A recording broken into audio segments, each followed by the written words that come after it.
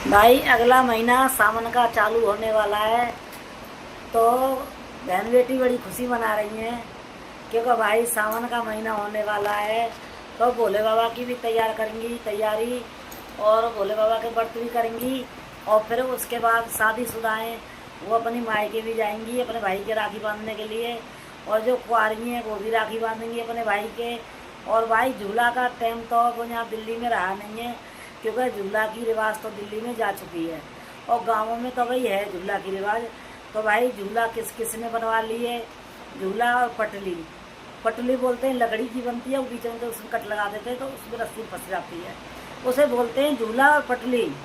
तो झूला पटली की भैया तैयारी कहाँ कहाँ चल रही है।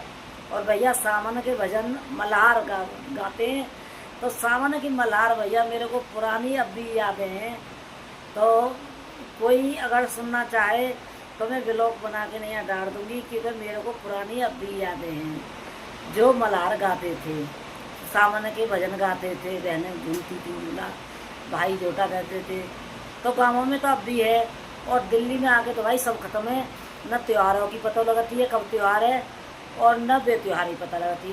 क्योंकि गाँवों में पहले कच्चे मकान थे तो चौका लगता था, हरे हरे गोबर से हरियाली खाती है भैंस तो हरा हरा गोबर करती हैं, तो हरे गोबर से चौका लगा देते। तीज न पे 15 दिन पहले पड़ती है राखी से तीज, और एक दिन पहले पड़ती है खजूर। खजूर बोलते हैं उनको, खजूर आज की खजूर है। और फिर दूसरे दिन राखी बनती हैं।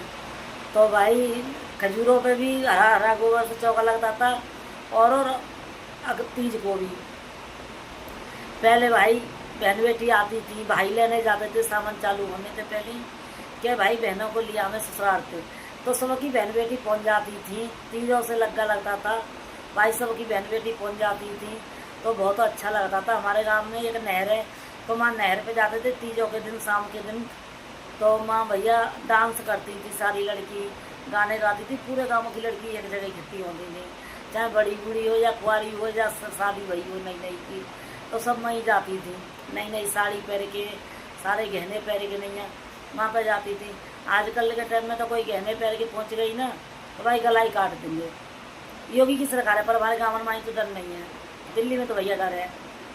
क्यों क्या पहले बहन बेटी आती थी तो हम छोटे छोटे थे, तो बहन बेटी पता है क्या करती थी, अपनी मम्मी से भाभी से गले मिलती थी। गले मिलने का मतलब रोती थी। वो आती थी, जब रोती थी तो आवाज़ पहचान लेते कौन सी बीवी आई है वो आई है, कौन सी बुआ आई है वो आई है, और वो देखने चले जाते थे।